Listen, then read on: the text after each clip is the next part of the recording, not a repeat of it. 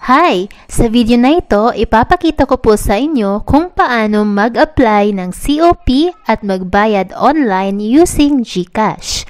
Kung makakatulong sa inyo ang video na ito, please click the like and subscribe button below. Let's start! Una, search Marina mismo and log in to your account. Make sure na encoded na ang iyong training na gustong ipa-COP.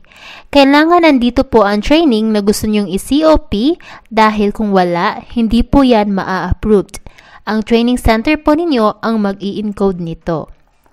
Kung andyan naman ang training ninyo, then we can proceed to select transaction, tap certification, regular, piliin mo yung issuance. Sa select class, piliin nyo po yung COP. Sa select function naman, yung training na gusto nyong i-COP. Then, proceed.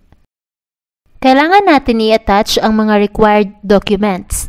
Kung nakapag-COP na kayo dati, pwede dito sa attachment existing document para sa mga documents nyo na na-upload nyo na dati. Kung hindi naman, dito kayo sa upload attachment. Kung na-upload nyo na lahat ng required documents, tap Submit. Click for Appointment. I-tap nyo po ang available slot, then Proceed.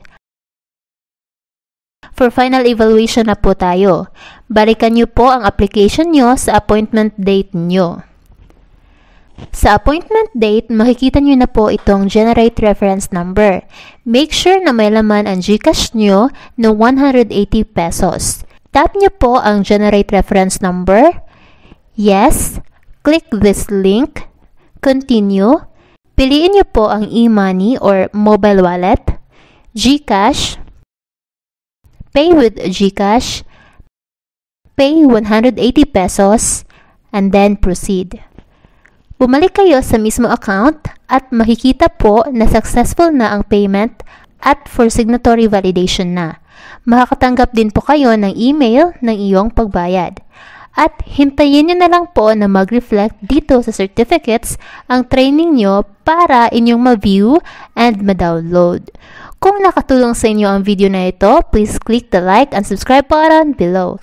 Thank you for watching!